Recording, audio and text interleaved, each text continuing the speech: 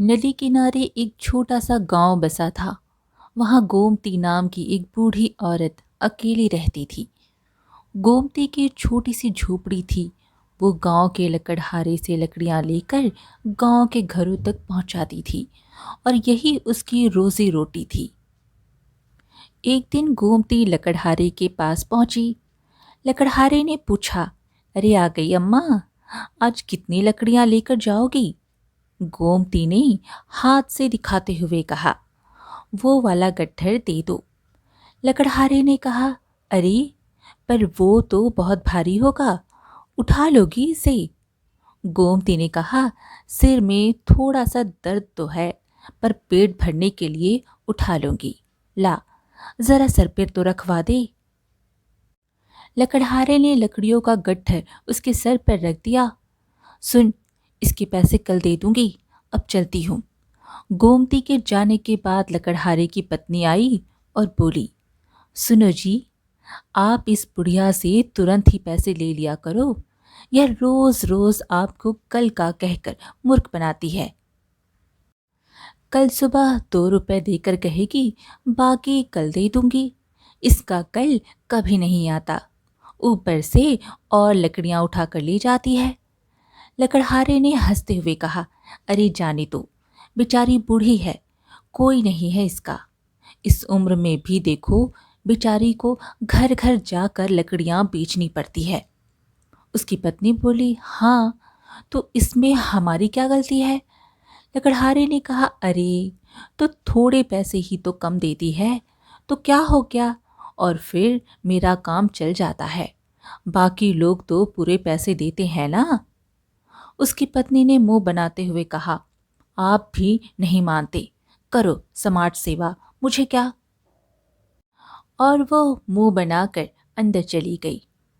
गांव के एक घर में गोमती ने लकड़ी का ढेर नीचे रखा और आवाज लगाई, बहू, अरे ओ बहू, कितनी लकड़ियां रखूं? अंदर से रमा आई और बोली, चूल्हे के लिए 50 चाहिए, और आजकल रात को थोड़ी ठंड हो जाती है तो तापने के लिए भी लकड़ी चाहिए। गोमती ने कहा, अच्छा, तो मैं कल ज्यादा लकड़ी ले आऊंगी। आज सिर में थोड़ा दर्द था तो कम लकड़ियां लाई हूं। बाकी घरों में भी देनी है, वरना सब नाराज हो जाएंगे।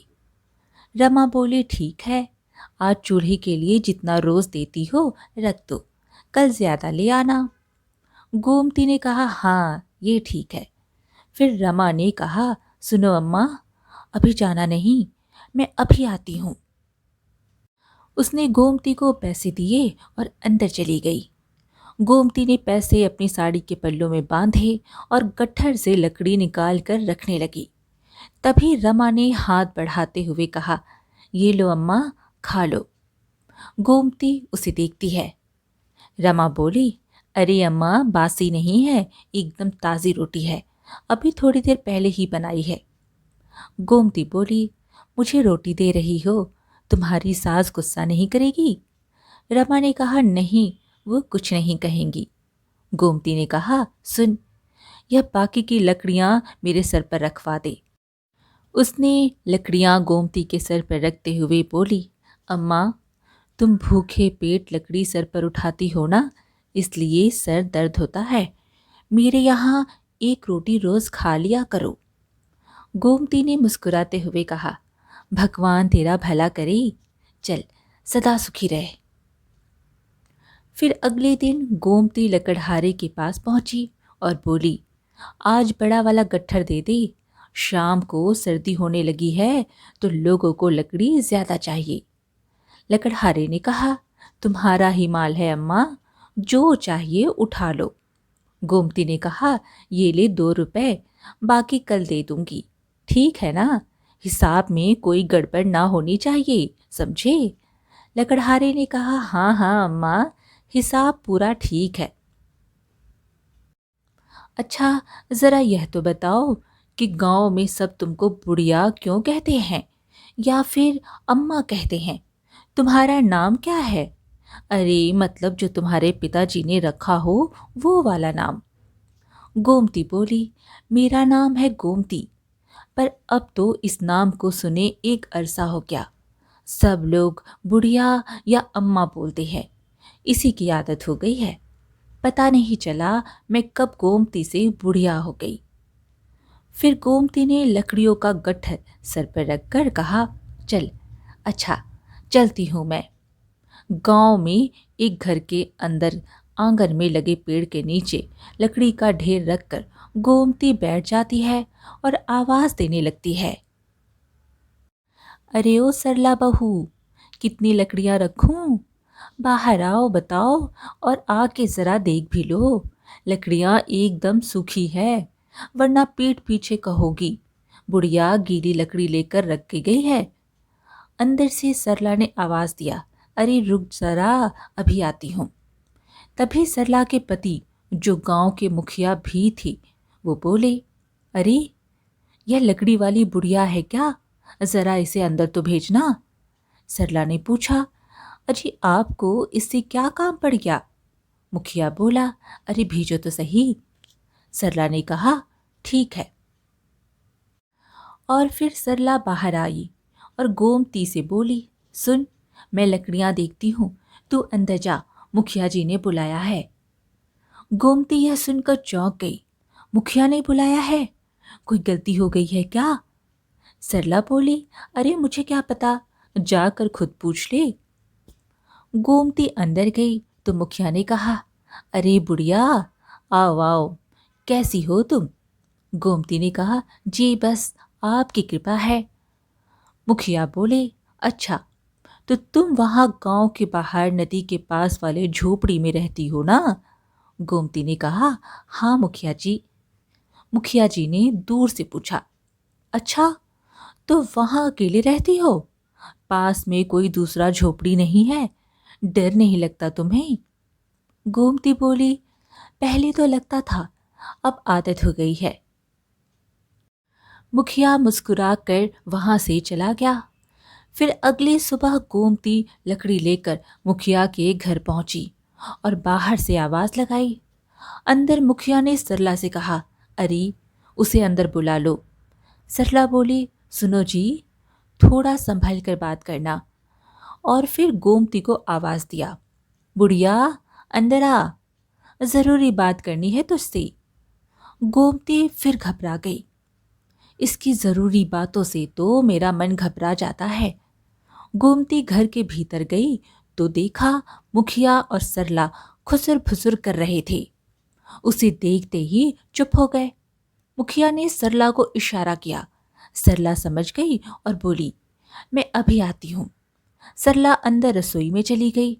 तब मुखिया ने गोमती से कहा, देखो बुढ़िया, तुमने यह बात गांव में तो सुनी होगी कि मैं अपने बेटे के लिए ईंटों की भट्टी लगवाना चाहता हूँ। गोमती ने कहा, यह तो बहुत अच्छी बात है मुखिया जी। मुखिया ने कहा, हाँ, ईंट की भट्टी नदी के पास ही लगे तो अच्छा रहता है।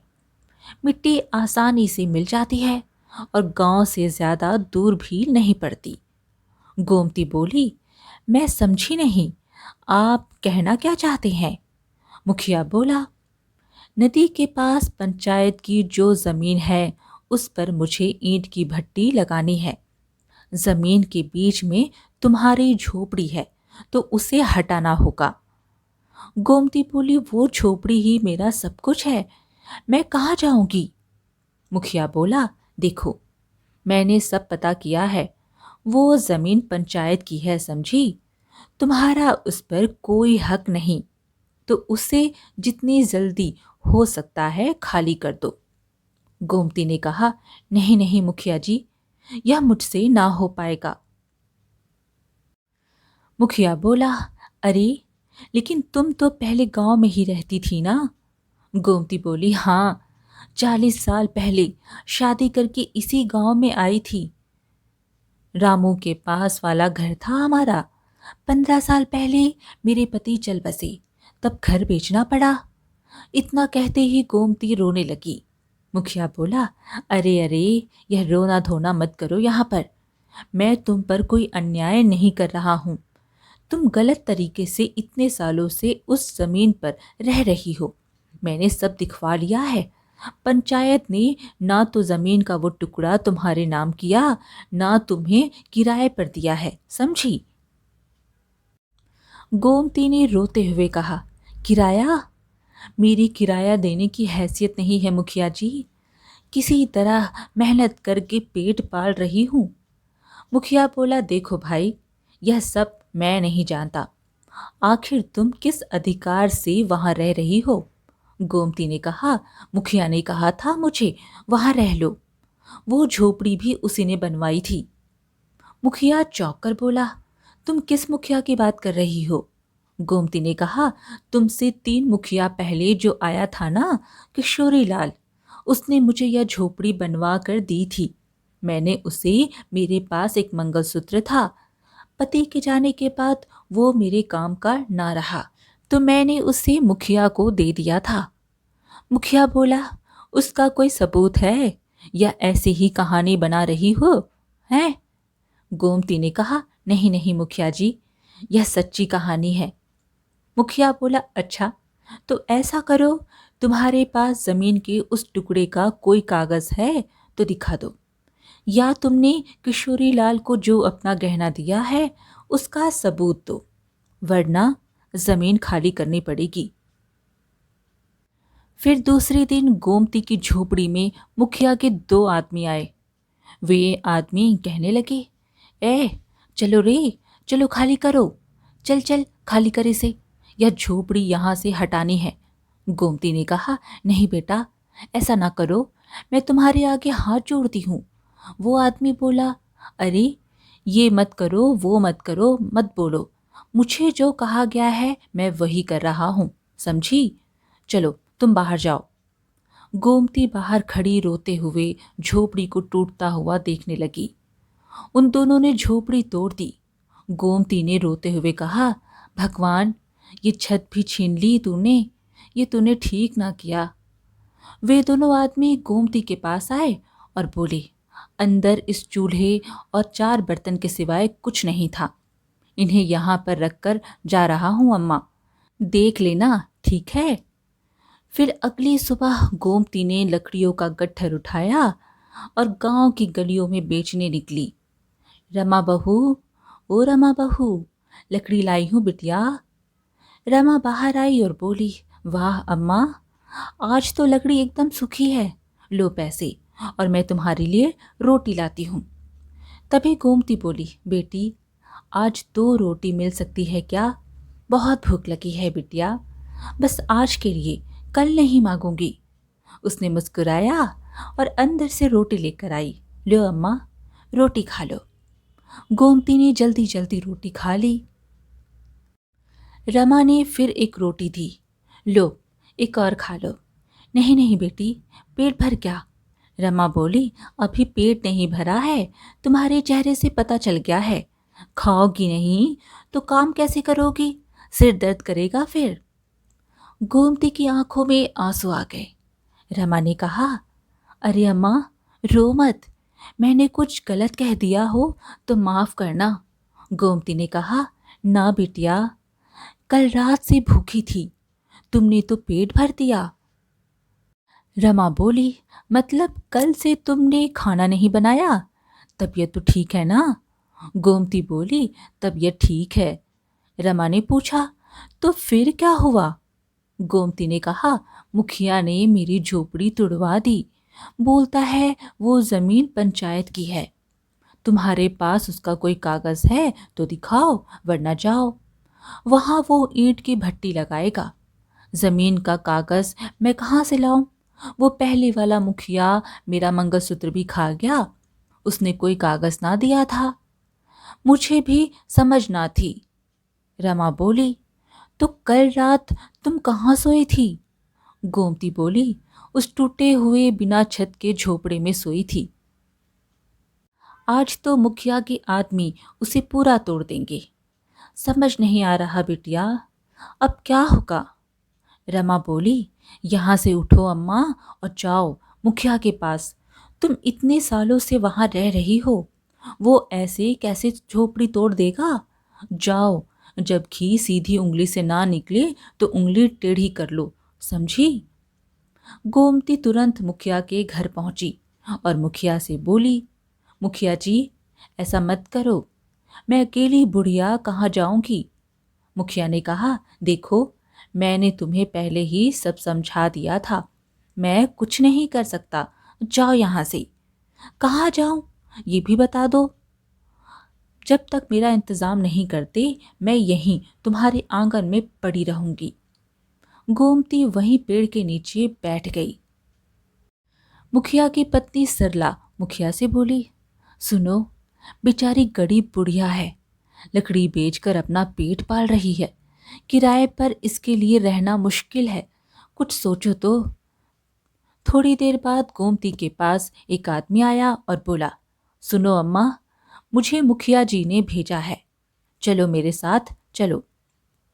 देखो, सामने की जमीन पर ईंट की भट्टी लगेगी, वहां जाना तो दूर, उसके आसपास भी भटकना मत, बता रहे। मुखिया जी ने कहा है कि तुम यहाँ इतनी जमीन पर अपनी छोटी सी झोपड़ी बना लो, एक आदमी के लिए इतना जगह बहुत है। अरे यह तुम्हारे टूटे हुए झोपड़ी का घास फूस है, काम आएगा, ले लो। इतना कहकर वो आदमी वहां से चला गया। गोमती वहीं बैठकर रोने लगी। रात हो गई, वो वहीं रोते हुए सो गई। सुबह लकड़हारा और उसकी पत्नी वहां से गुजर रहे थे। उनकी नजर गोमती पर पड़ी। अरे, वहां वो कोई औरत ऐसे खुले में सोई पड़ी है। दोनों ने पास जाकर देखा। अरे अम्मा, तुम यहाँ इस हाल में? गोमती ने पूरी बात दोनों को बताई। लकड़हारे की पत्नी बोली, मुखिया ने तुम्हारी गरीबी पर तरस खाकर यह जगह दी है। कोई बात नहीं अम्मा, रहना ही तो है, झोपड़ी यहाँ भी बन जाएगी। अम्मा, तुमने तो रो रो कर आंखें सुजा ली है अपनी, जगह मिल गई है ना, अब चिंता मत करो। लकड़हारे ने कहा, चलो पहले झोपड़ी ही बनाएंगे, मैं जंगल से थोड़ी लकड़ी काट कर लाता हूँ, तब तक तुम दोनों जो कुछ पड़ा है उसमें काम शुरू करो। लकड़हारे की पत्नी बोली, अम्मा, सच्ची में तुमको ऐसे देखा नहीं जाता, जब तक झोपड़ी ना बने हमारे यहाँ रहो। गोमती ने कहा, अरे बिटिया, तुम लोग इतना प्यार करते हो, यही बहुत है। ठीक है अम्मा, मैं घर से तुम्हारे लिए खाने को कुछ ले आती हूँ, फिर हम काम शुरू करते हैं। बिटिया, जिसके सर पर छत नहीं होती उसे ना भूख लगती है ना प्यास। नहीं अम्मा, बस मैं अभी गई और अभी आई। लकड़हारे की पत्नी रास्ते में सोचती, देखो, बेचारी बूढ़ी अम्मा को भी नहीं छोड़ा, उसका दुनिया में कोई नहीं है। यह देखकर बेचारे की झोपड़ी तोड़ दी। सत्यानाश हो उस मुखिया का। वह जल्दी जल्दी वापस उसी जगह गई, लेकिन वहां गोमती नहीं थी। अरे अम्मा, नहीं दिखाई दे रही है। अम्मा, ओ अम्मा, आओ कुछ खा लो। अम्मा कहाँ हो? अरे, ये कहाँ चली गई? तभी लकड़हारा भी आ गया और बोलने लगा, अरे, तुमने तो अभी तक कुछ भी नहीं किया और अम्मा नहीं दिख रही। उसकी पत्नी ने कहा, मैं तो उनके लिए खाना लाने घर गई थी, वापस आई तो देखा अम्मा यहाँ नहीं है। कब से ढूंढ रही हूँ, यहाँ सामान भी बिखरा हुआ है। मैंने अम्मा को कहा झोपड़ी का चक्कर छोड़कर हमारे घर ही रह लो, पर उन्होंने मना कर दिया। लकड़हारे ने कहा, अम्मा गरीब है पर आत्मसम्मान बहुत है उसमें, यह झोपड़ी घर नहीं, उसका सम्मान है। फिर दोनों यहाँ वहाँ ढूंढते हैं, अम्मा कहीं नहीं मिलती। चलो गांव में चलकर देखते हैं। लकड़हारा और उसकी पत्नी पूरे गांव में ढूंढते हैं, लेकिन गोमती नहीं मिलती। मेरा तो मन घबरा रहा है, वो अम्मा ऐसे कहाँ जा सकती है? वहाँ सारा सामान बिखरा पड़ा है। लकड़हारे ने कहा, कहीं उस मुखिया ने तो अम्मा को गायब नहीं कर दिया। चलो। फिर वे दोनों मुखिया के घर पहुंचे। अरे ओ मुखिया, अरे बाहर आ तू। मुखिया बाहर आया और बोला, ए, पागल हो गया है क्या? ऐसे क्यों चिल्ला रहा है? लकड़हारे ने कहा, वो लकड़ी वाली अम्मा कहाँ है? मुखिया बोला, अरे होगी यहीं कहीं। मेरे यहाँ क्यों चिल्ला रहा है तू? लकड़हारे ने कहा, वो पूरे गांव में कहीं नहीं है। तूने उसकी झोपड़ी तोड़ दी और अब उसे गायब करवा दिया। मुखिया गुस्से से बोला, अरे भांग खाकर आया है क्या? मैंने उसे गायब नहीं किया, समझा? चल अब निकल यहाँ से। अब सारे गांव वाले गोमती को ढूंढने लगे।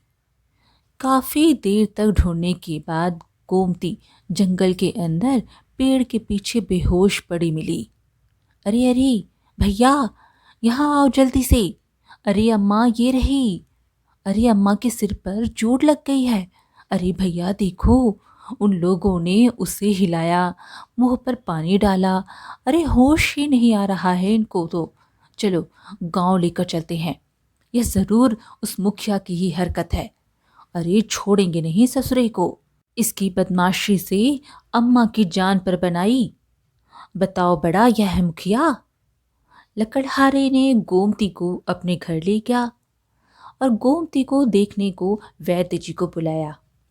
वैद्य जी आए, गोमती की जांच की और बोले, देखिए, जब तक इन्हें होश नहीं आता तब तक कुछ कह नहीं सकते। इनका ध्यान रखिए बस।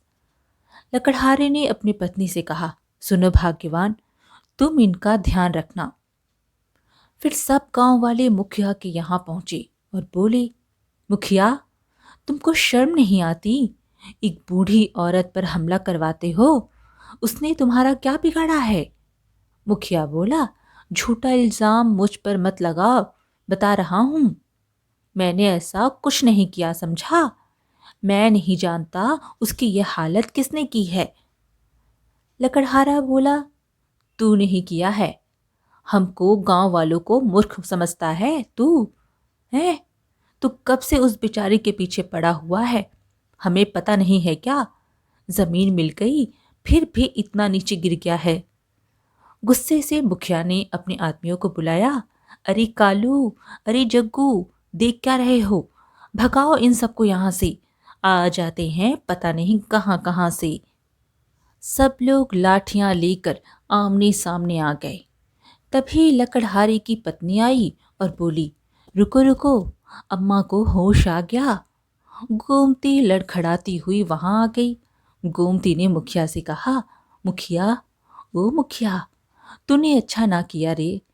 तेरे आदमी तो मेरी जान ही ले लेते। लकड़हारे ने मुखिया से कहा, ले, अब क्या बोलेगा तू? ए गांव वालों, देख क्या रहे हो? सर फोड़ दो मुखिया का। मुखिया घबरा कर बोला, कोई आगे मत आना, बता रहा हूं। यह बुढ़िया सठिया गई है। मुझे नहीं पता कि यह क्या बकी जा रही है। गांव वालों ने कहा, हाय मुखिया, तुमने इतने बेशर्म हो अभी भी। अरे भैया, जब तक यह मुखिया अचपिटेगा नहीं ना, तब तक यह मानेगा नहीं। और देखो, मेरे हाथ में भी खुजली हो रही है बहुत दिनों से। ऐसे नेताजी को पीटने का मन कर रहा है। तभी मुखिया का एक आदमी चुपके से वहां से जाने लगा। गोमती ने उसे देखा और बोली, वो रहा, वो जा रहा है। इसने मुझे पत्थर पर धक्का दिया था। मुखिया ने उससे पूछा, अरे जग्गू, तूने ये क्या किया रे? जग्गू बोला, अरे आप ही ने तो कहा था मुखिया जी, इस बुढ़िया को मारने के लिए। गांव वाले बोले, वाह रे मुखिया वाह, एक झूठ छुपाने के लिए कितनों पे इल्जाम लगाएगा रे तू? मुखिया बोला, अरे मुझे अगर इसे नुकसान पहुंचाना होता तो मैं कब का यह काम कर चुका होता, समझे? मेरे सीने में भी इंसान का दिल है, समझे? मुझे जमीन से मतलब था, वो मुझे मिल गई। इस कमजोर बुढ़िया को मार के मुझे नरक नहीं जाना, समझा? लकड़हारे ने कहा, तो फिर इसने अम्मा का ये हाल क्यों किया? ए जग्गू, सच बोल। ये मुखिया से तो बाद में निपटेंगे, पहले इसके चमचों को सबक सिखाते हैं। तब भी जग्गू मार खाने के डर से बोल पड़ा, भाई मुझे मत मारो, मैंने कुछ नहीं किया। तो फिर सच बोल, एकदम सच बोलना। नहीं तो आज तेरी खोपड़ी तोड़ देंगे, बता रहे हैं। जग्गू बोला, अरे मुखिया जी ने ईंटों को लाने के लिए रुपए दिए थे, उनकी तो कल शराब पी गया मैं। अब अगर काम ना शुरू होता तो मुखिया जी बेइज्जत करते। तो मैं अम्मा की झोपड़ी से ईंटें लेने चला गया। जब मैं ईंटें उठा रहा था तो अम्मा ने मेरा हाथ पकड़ लिया, तो मैंने अम्मा को धक्का दे दिया। अम्मा ईंटों पर गिर गई और उनके सर से खून बहने लगा। मैं डर गया था, इसलिए मैंने खून पर मिट्टी डाली और अम्मा को एक पेड़ के नीचे रख के चला आया। मुखिया गुस्से से बोला, क्या? अरे जग्गू, अरे निकम्मे, मैं तुझे छोड़ूंगा नहीं। आज तेरी वजह से मैं फंस गया। मैं जो भी करता हूँ डंके की चोट पर करता हूँ, औरतों पर तेरी तरह वार नहीं करता रे। लकड़हारे ने कहा, वाह रे, झोपड़ी की जमीन तो हड़प गया। अम्मा, अब तुम वहां नहीं रहोगी। मैं तुम्हारे बेटे जैसा ही हूँ। तुम हमारे साथ हमारे घर में रहोगी तो तुम्हें एक बेटा मिल जाएगा और मुझे भी माँ मिल जाएगी। चलो अम्मा। बस, फिर क्या था। गोमती लकड़हारे और उसकी पत्नी के साथ उसके घर चली गई। दोनों पति पत्नी गोमती को माँ मानते और उनका बहुत ध्यान रखते। अब गोमती को गांव में घूम घूम कर लकड़ी बेचने की जरूरत नहीं थी। उसके दिन आराम से और सुखपूर्वक बीतने लगे। आज की कहानी यहीं पर समाप्त हुई। फिर मिलेंगे एक और कहानी के साथ। कहानी पसंद आए तो कमेंट में हरे कृष्णा ज़रूर लिखें और चैनल को सब्सक्राइब करना बिल्कुल ना भूलें। धन्यवाद।